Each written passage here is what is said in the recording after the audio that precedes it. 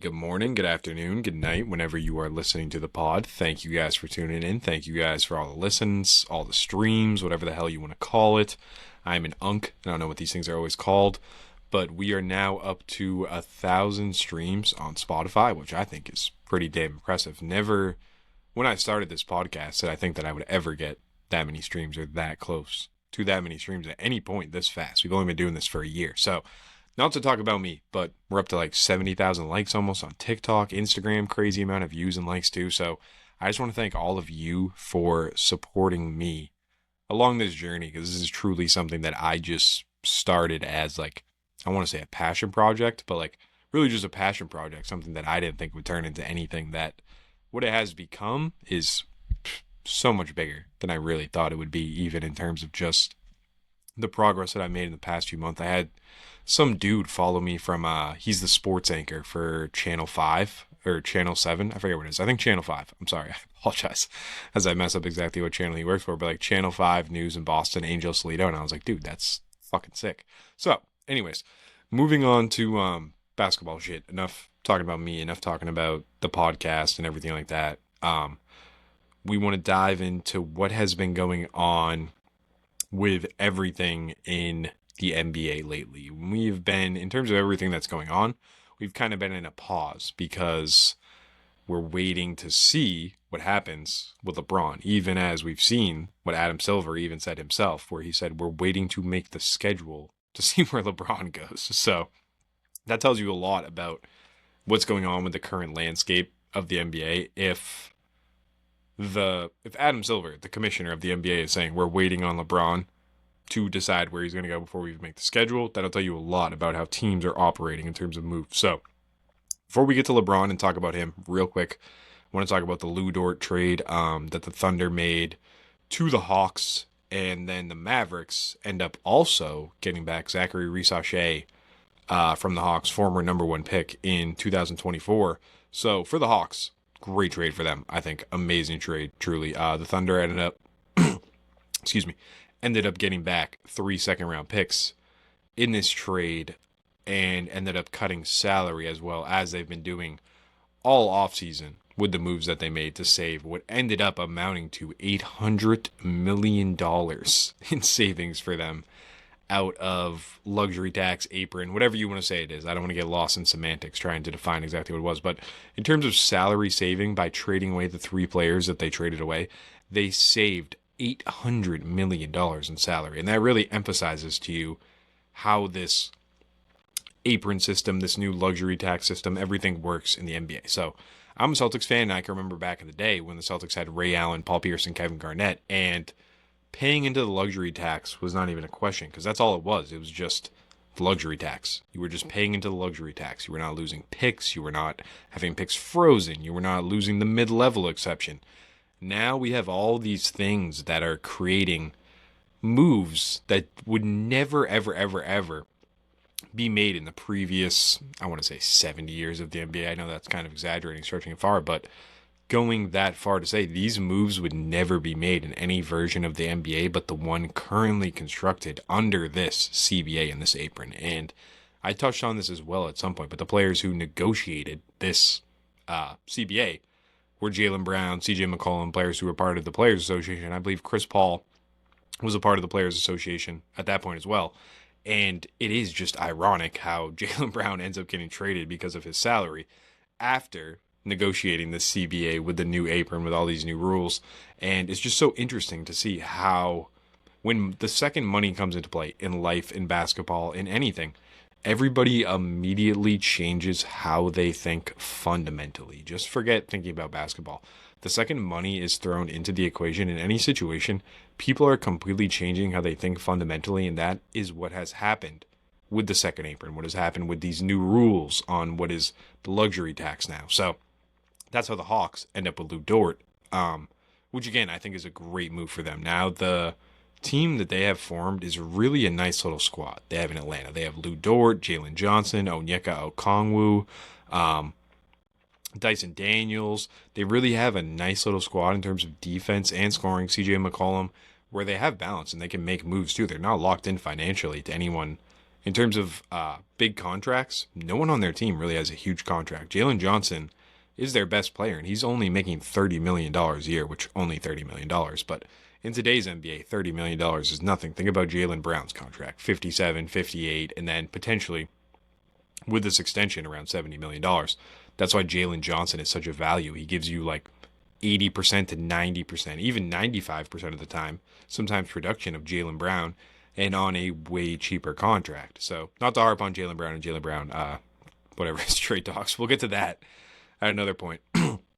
But what I wanted to talk about too was the fact that Zachary Rissache was the number one pick in the 2024 draft, 1-1, and has now been traded for what essentially amounts to 3 second-round picks and Ryan Nemhart. I don't know how to pronounce his name. Yeah, Ryan Nemhart, I believe it is. Sorry, not Nembrand. And I can't say like it was a complete miss on the Hawks' part, because that was a draft where it was such a weird draft. It was a Stephon Castle draft. Donovan Clingan was in that draft. It was very, very weird where the type of players that were in that draft, there was no one that was a sure thing there, but never, ever at any point when I have watched Rissache play basketball, whether it be when he was in France, before he came over, for the national team, anywhere, for the Hawks as well, he has never showed any signs or any flashes where I thought he has the potential to be anything besides a six-man in the NBA. And I have to say, like, I might have said it was not a miss, but that is one of the biggest draft misses, busts of all time, in the same vein as like a Kwame Brown or a player like that, Zachary Rissache. It's completely different if you're the third pick, you're the fourth pick, even if you're the second pick. When you go 1-1, there's a certain level of status that is attached to that, and that you have to live with for the rest of your career. And I almost feel like he has not had that burden in terms of how people talk about him. They talk about him like he's Bronny James, like a second rounder or something. But I really don't know what Zachary Rissache's career looks like in terms of where it goes from here, how he develops. He has shown us tiny flashes of offensive talent. But other than that, he's not going to project as a plus defender. He is not going to be an elite three-point shooter. His best archetype is if he's kind of like almost if he redevelops his career in the same completely different scenario with Sean Livingston. But the way Sean Livingston was able to turn himself into like a six-man of the year type candidate with his mid-range game, with his playmaking, that's how I could see Rissache reinventing himself. But the version of what people thought Rissache would be when he was the number one pick, this like 3-and-D type player who, again, like 6'8" with 7-foot wingspan, whatever, they thought would become an elite three-point shooter. But you can't just think that. If it's not there and the form isn't there, what makes you think that he's going to turn into that? So, enough about Rissache. Just wanted to touch on him for a second and talk about how crazy it is that he, again, was the number one pick in the NBA draft. And it's really not something we talk about the same way that number one picks and busts have always been talked about in the NBA. Like, think about Anthony Bennett in the way that he was talked about. Think about Kwame Brown in the way that he was talked about. Michael Olowokandi in the way that he was talked about. And people just don't talk about Rissache in that same way. So interested to see what happens with his development, but I really don't have any hope for him as a player because I never have in terms of watching him as a prospect. So moving on to LeBron James and what has been going on with him, what has been going on with all the talk every day, even ESPN. You open up ESPN, or not open up ESPN, put on ESPN, whatever, and you see they literally have a countdown. And it says like, 20 days since LeBron waiting for his free agency decision, which is just ridiculous in the first place. So the report from Shams today was that he has narrowed his decisions down to Cleveland, Miami, and the 76ers. But I really don't think it's those three teams. I think he's completely capping in terms of that. Like, he's completely lying. I think he's going to Golden State. And part of that, I think that two things. Draymond has not signed a contract with Golden State, and why would he be waiting to sign a contract unless they were waiting to make another move? And Anthony Davis has not signed a contract with the Wizards, and we saw that LeBron and Clutch, obviously, they're partners. AD is also represented by Clutch. We saw that they wanted AD to go to the Warriors if LeBron was going to go there. And that's why I think this whole thing with him saying, "Oh, it's down to Cleveland, Miami 7." I really don't believe that. If I'm wrong, I'm wrong. I'm fine with being wrong. But I really don't believe that. I think the scenario that LeBron wants to happen, that Clutch wants to happen, that Anthony Davis as well wants to happen, is the Warriors end up with a roster. So how they would get to this is LeBron is obviously going to sign the minimum in this scenario, or sign a mid-level exception for like 5.6 million, whatever it be. Draymond has not resigned, Kuminga has not resigned, and the Warriors have been in talks with multiple teams about doing a sign and trade with Kuminga.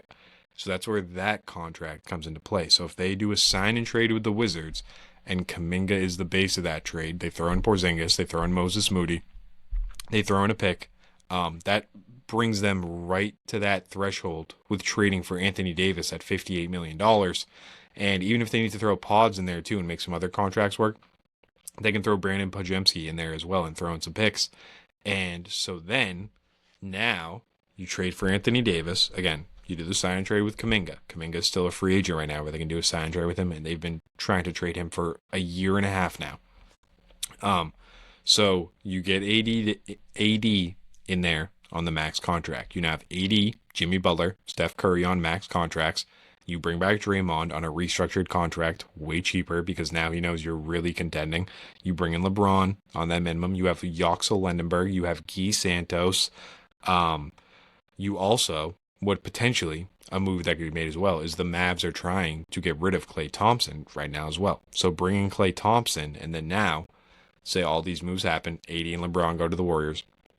Now you're looking at a roster of Curry, Jimmy Butler, Anthony Davis, LeBron James, Klay Thompson, Yoxel Lendenberg, Al Horford, Guy Santos, and DeAnthony Melton. And that would still be with cap room to work with as well to make moves, because you're again thinking that LeBron is going to take the minimum or take a mid-level exception type contract, and Draymond is going to take a pay cut as well if this is the scenario that's going to happen. So I think this is the best scenario for LeBron in terms of legacy as well, because what people always say is that LeBron is not the player of the 2010s because Curry has 3 rings in the 2010s, then has the ring in 2022-23 as well. So if LeBron goes to the Warriors and is able to win a ring with Curry, he can then kind of throw himself into that debate where then people can say things. I'm not saying this is the right debate, right or wrong, but he knows that people can then say, oh, Curry, even if he won that 5th ring, he needed LeBron to get him that 5th ring, and vice versa. So it basically creates a double-edged sword in that sense. And I think LeBron thinks about things like that too. He thinks about his legacy. He thinks about how people are going to view him. And I don't think anyone would really view him in a negative sense if he went to the Warriors. And you can say teaming up, but these are all players who are 35 years old and above. Al Horford is 40 years old. So I don't think you can really say they're forming necessarily a super team as much as like they're forming just a team of players that are NBA veterans and are superstars, yes, but they're not in their prime by any means. So I don't think this affects LeBron's legacy per se if he goes to the Warriors in any negative way at all. The same way that, say he goes to the Cavs or the Heat or the Sixers, how much does it really boost his legacy if he wins a championship with those organizations, especially the Cavs and the Sixers? He's already been through that, done that with the Cavaliers. I don't think it boosts his legacy anymore if he goes back to Cleveland and does that. And the same thing with Miami. I don't think it boosts his legacy anymore. And to the point about the Sixers as well, it doesn't do anything for him because he would not be the number 1 on the Sixers even if they win that championship. It would be Maxey or Embiid or Brown or whoever. And I think he can actually, with the Warriors, bring it back around where he then isn't taking away a championship from Curry. But if Curry wins that championship with Braun, then they're both at 5 championships. And we're not having the same exact debate where it's, well, Curry owned the 2010s and won 3 rings in the 2010s and LeBron didn't win it. Then LeBron can at least throw a wrench into the machine at that point and kind of open up the debate again. So I know a lot of moving pieces there, but I really don't think LeBron is going to go to the Sixers or go to the Heat or go to Cleveland. I think Cleveland would be a great fit, yes. But in terms of fit, Golden State is the best fit for him, especially if the scenario is Curry, Butler, AD, Braun, Klay, Yoxel, Horford, Guy Santos, and Melton. And they bring in a couple of their shooters off the bench.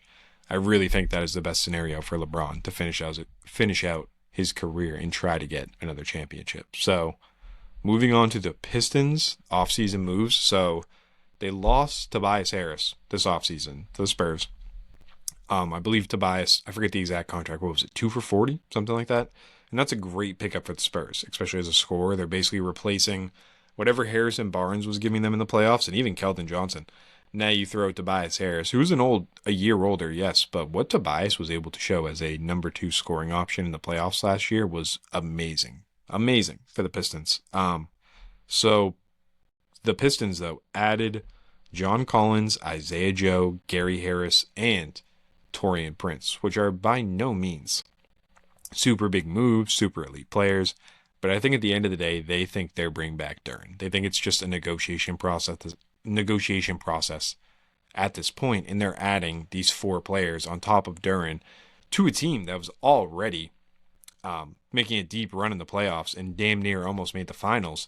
And now you add so much more flexibility when this team had to deal with Kevin Huerter and Duncan Robinson playing huge minutes in the playoffs, who are great shooters but cannot be primary defenders on anybody. The second someone who can dribble a basketball or even score at any high level has Duncan Robinson or Kevin Huerter on them, they know that it's barbecue chicken, lunch meat, name the phrase, blah, blah, blah, blah, blah. Now you've given yourself a little bit more options even, and that is a huge thing, I think. The same way the Knicks last year when they added Alvarado, they added Jordan Clarkson, they added all these players that just gave them more options that ended up helping them at the end of the day in winning a championship. I think that's what the Pistons see as well in adding John Collins, Isaiah Joe, Gary Harris, Taurean Prince. It just gives them so many more options, even in the regular season, where you do not have to rely on Cade in the same way that you are right now when you open yourself up to these other options. And if you bring back Duren, then now you really have a nice roster, especially with Asor Thompson still on a rookie contract, on a super cheap contract, and say you want to make a swing and trade Asor for something too, then you really now have a great squad in the Eastern Conference and can really potentially contend for an NBA championship in the East. So moving on to some remaining free agents as well. Again, we're waiting for LeBron to decide where he's going to go before anyone else signs, because the remaining free agents are like the best remaining free agents. DeMar DeRozan, Harden, Kuminga, Peyton Watson, and Benedict Mathurin. So DeRozan, I think ultimately he ends up with the Heat. I think Harden obviously is ultimately ending up going back with the Cavs. They're just waiting to see what's going to happen with LeBron in terms of negotiating contracts. But DeMar to the Heat, I think, makes perfect sense. He just slides right in there as the Norman Powell replacement. He doesn't have the same on-ball skills that Norman Powell has right now, especially in terms of creation.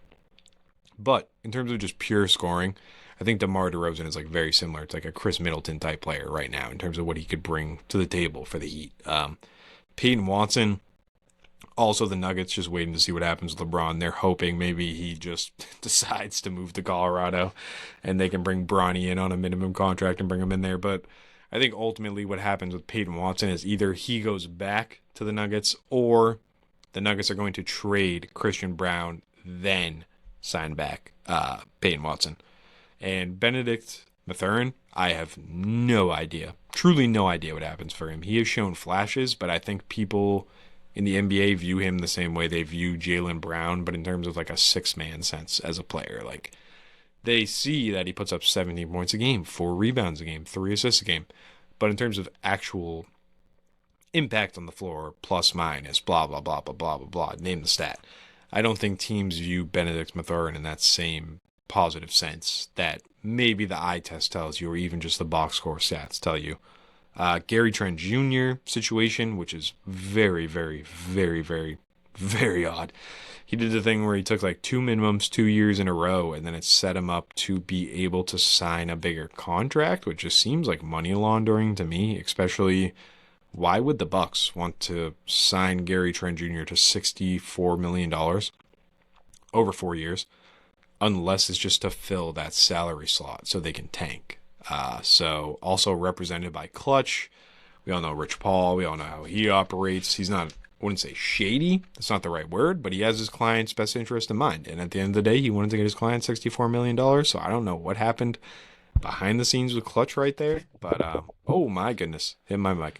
I don't know what happened behind the scenes with Clutch right there, but clearly something else going on behind the scenes there that is out of the extracurriculars that is not normal for Gary Trent getting $60 million, $64 million, whatever he got.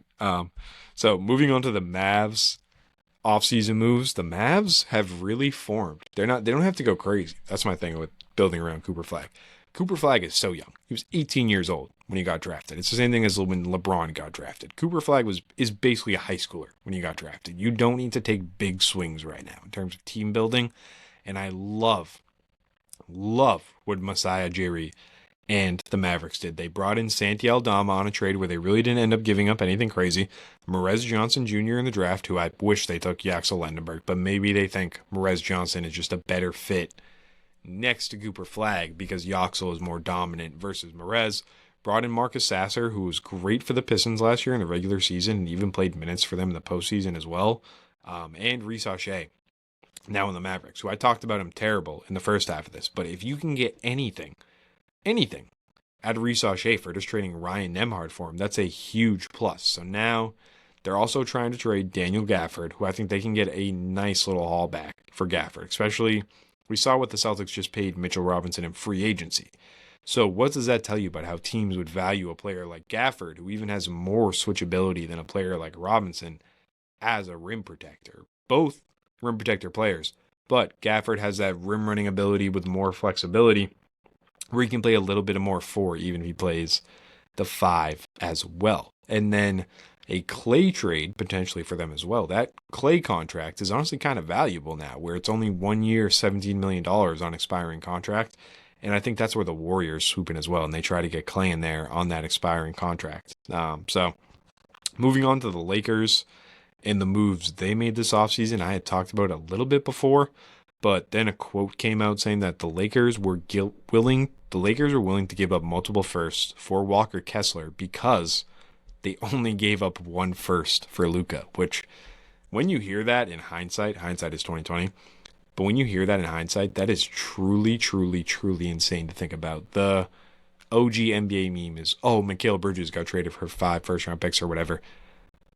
Luka Doncic got traded for 1 first-round pick for one singular first-round pick, and then Anthony Davis got traded to the Wizards for Chris Middleton, who got waived, AJ Johnson, Malachi Branham, who was in the summer league. He was a first-round pick in 2019, and he was in summer league this year, and Marvin Bagley, who just signed with the Nuggets. 2 first-round picks and 3 second-rounders. That is preposterous for what the return for Luka Doncic ended up being. I don't know what the proper phrasing is. It's not money laundering. That's not the right thing. But whatever has gone on in the NBA these past couple years has been some weird stuff going on. When you really think about that Anthony Davis trade, he got traded for essentially nothing but 2 first-round picks and 3 second-rounders, and now he's just sitting on the Wizards waiting for an extension. And to talk about the Lakers, team building part 2. Kessler, Grimes, and Mamu, I think the only player they even want to keep long-term is Kessler. They don't give a damn about Quentin Grimes. They don't give a damn about Mamu. They're going to play the minutes this year, and I'm sure when injuries happen, they'll have big games where they play big minutes, but their only goal this season is to trade Quentin Grimes and Mamu Chandra Favosovsky, I don't know how to pronounce his last name, but Mamu from the Spurs. Their only goal is to trade them and try to get picks back and free up that cap space, or get back expiring contracts. So I see the vision for what they're doing, but it's way more long-term than this year or even next year. The Lakers, in terms of contention, they are not worried. They, I think, want to build around Luka and Austin Reeves, and that's their big thing, is they're not worried about, and Walker Kessler. That is their big 3 in terms of what they're building around, because they also see how the NBA is structured, and I think they trust that Luka, as a number 1, can be truly one of those elite players. And we've already seen that when he brought the Mavs to the finals. And what was he, 25 years old, 24 years old? We can't talk about many players, especially guards, who at that age brought a team to the finals. I mean, just off the top of my head, I cannot think of anybody that was a guard that brought a team that early, even to the finals as a number 1 option. I believe it would be Curry maybe even, but Curry at that point was still 28 years old. So now, moving on to the Jaylen Brown trade and why it could be good. Why it could be good for Boston. So let me pull my phone out right now and look up a couple stats that this Boston Globe article had about Jaylen Brown. So the Celtics record without Jaylen Brown in the regular season. So let's start in 2022-2023. So in 2002-2023, the Celtics were 11-4 without Jaylen Brown. In 2023-24, the Celtics were 12-0 without Jaylen Brown. In 2024-25, the Celtics were 15-4 without Jaylen Brown. And in 2025-26, the Celtics were 9-2 without Jaylen Brown. And I think that stat, I had never seen that stat before in my life, but that stat speaks volumes in terms of the impact that Jaylen Brown has as a player, positively and negatively as a player. So then now let's go into among the NBA's top earners, the salary versus career on-off. So I know part of this could be when Jaylen Brown was a younger player. Yes, his on-off would be affected by his rookie year, but his salary would be in terms of the range of like the $65 to $67 million, then $70 million range. And he is the only player in the negative in terms of career on-off. And we're talking about, so Jaylen is at minus 1.5 in terms of the on-off numbers. And the players that are in the positive is even players like Trae Young, Donovan Mitchell, De'Aaron Fox, Devin Booker, Anthony Davis, Karl Anthony Towns. Players who in your head you really think are comparable to Jaylen Brown, but when you break it down in terms of efficiency, in terms of who's really producing the most on the court and giving your team the most, Jaylen Brown is not a negative, but for that salary, he is not a positive. So one stat they had in the article that I don't think is worth looking at is saying Brown is one of the worst at forcing turnovers. Forcing turnovers is not an indicator of good defense. Just because you force a turnover does not necessarily mean you made a good play. It could just mean that player made a bad play. I think much more an indicator is defensive box plus minus, or again, just eye test in terms of watching a player guard another player. What is going on? I don't think that turnovers are the exact stat that tells you, or steals are the exact stat that tells you how a player is a great defender. So that's one thing where I did not agree with this article. But one thing that was staggering was the points scored per 100 possessions while Jaylen Brown was on the court with his Celtics teammates. And the points scored versus like similar players in this range was Jaylen's teammates were -4 versus their normal average scoring per 100 when Jaylen was on the floor. And that is not a good reflection of the impact that Jaylen has in terms of making his teammates better. He might be a great individual player in the same way that DeMar DeRozan or Zach LaVine is a great individual player. But in terms of making his teammates better, that is a sign that Jaylen is, I don't want to say bringing his teammates down because that's a disservice to someone who made All-NBA and was 6th in NBA voting this year. But Jaylen Brown can be what he did this year. The Celtics were 56-26 with this roster with Jaylen Brown. And I think the Celtics thinking was but all we're doing is taking Jason Tatum and putting him in that exact same role Jaylen played this year. How many more wins is that going to get us? So now you look at their roster, and I know I sound crazy because at first I was on the side that this was a complete fleecing about the Sixers, which it is in terms of like asset for asset. But in terms of team building, I don't think the Celtics have to be as worried as I think people think they need to be. So right now you look at their roster: Tatum, Derek White, Peyton Pritchard, Mitchell Robinson, Keita, Paul George, Hugo Gonzalez, Luka Garza, Ron Harper Jr., Mike Conley, Jordan Walsh, and Sam Hauser. And again, very similar roster that is now added Mitchell Robinson and Paul George for Jaylen Brown and got a couple picks back.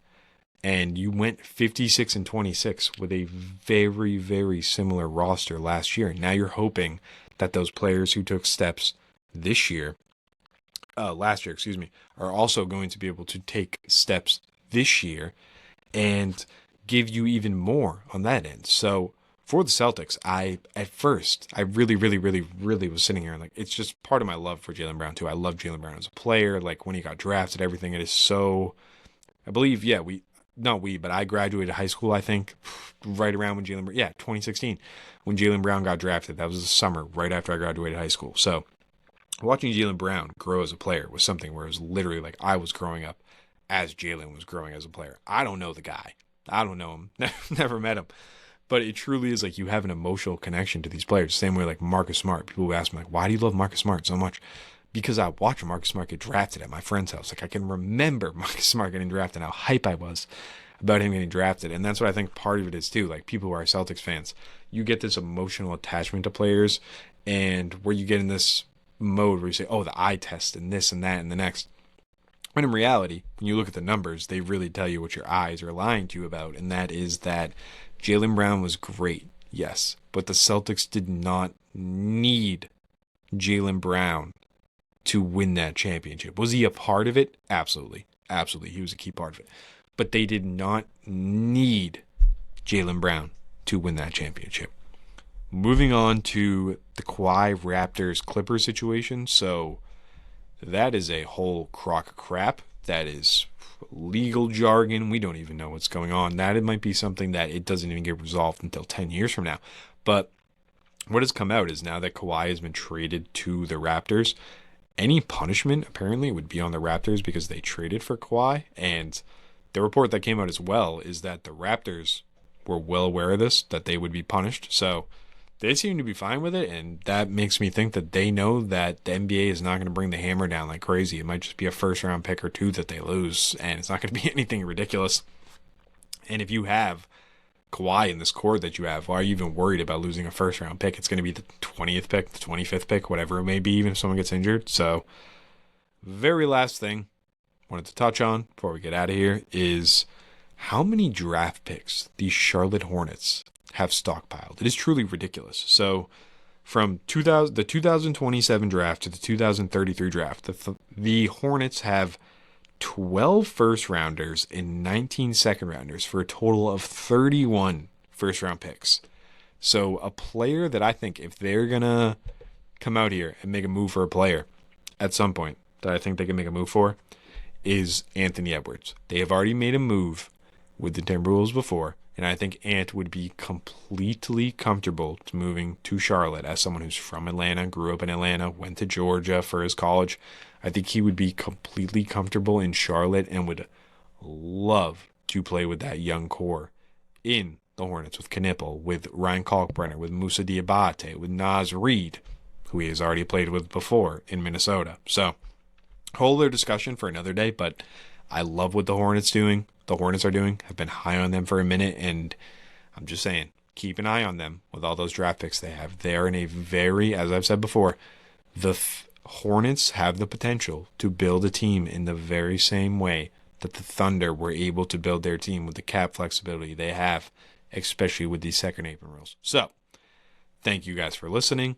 Have a good morning, have a good afternoon, good night, whenever you listen to the pod.